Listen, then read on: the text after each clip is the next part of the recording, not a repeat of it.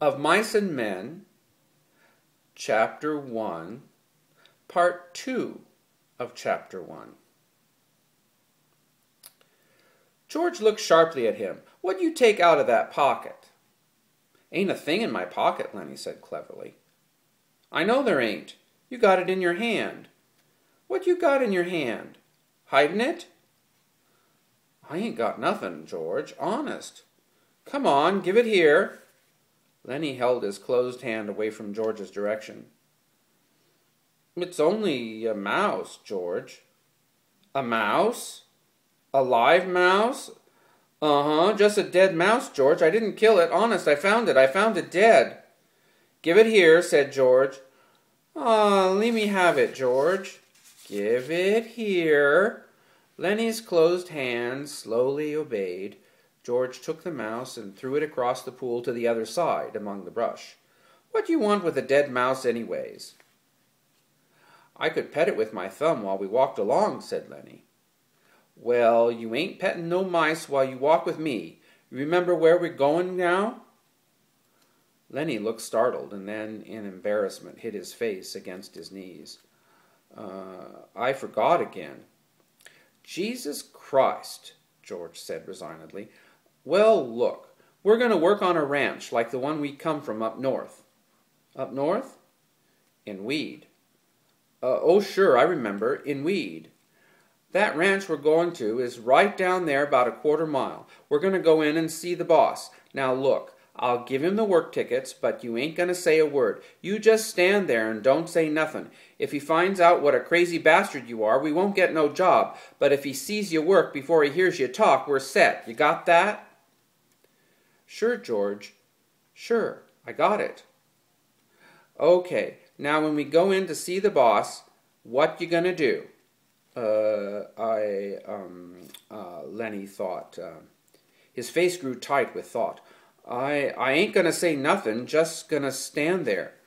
"Good boy. That's swell. You say that over 2-3 times so you won't forget it." Lenny droned to himself softly. "I ain't gonna say nothing. I ain't gonna say nothing. I ain't gonna say nothing."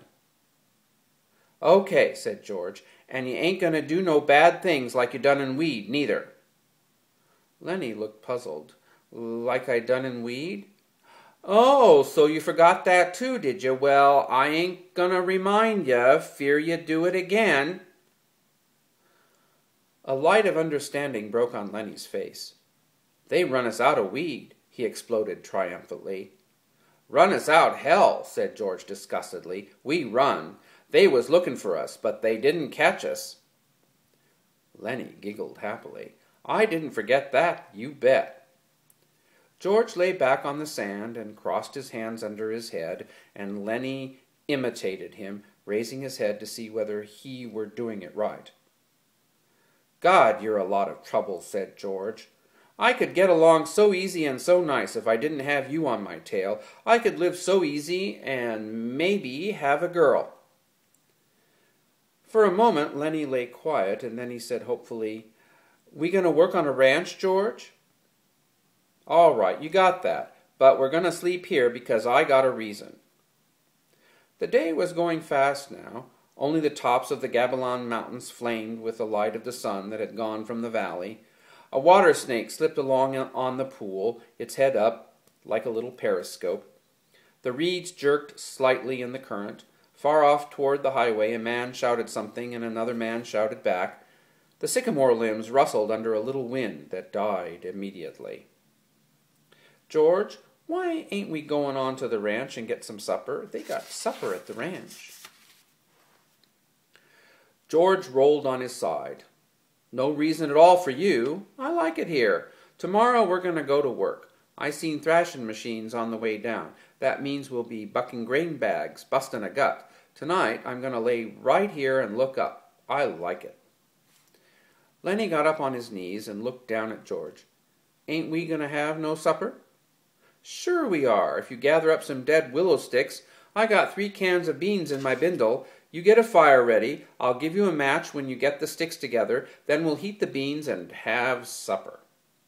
Lenny said, "I like beans with ketchup." Well, we ain't got no ketchup.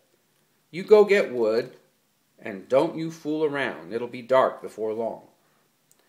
Lenny lumbered to his feet and disappeared in the brush. George lay where he was and whistled softly to himself. There were sounds of splashings down the river in the direction Lenny had taken. George stopped whistling and listened. "Poor bastard," he said softly, and then went on whistling again. In a moment Lenny came crashing back through the brush. He carried one small willow stick in his hand. George sat up. "All right," he said brusquely. "Give me that mouse." But Lenny made an elaborate pantomime of innocence. "What mouse, George? I ain't got no mouse." George held out his hand. "Come on, give it to me. You ain't putting nothing over." Lenny hesitated, backed away, looked wildly at the brush line as though he contemplated running for his freedom. George said coldly, "You going to give me that mouse, or do I have to sock you?"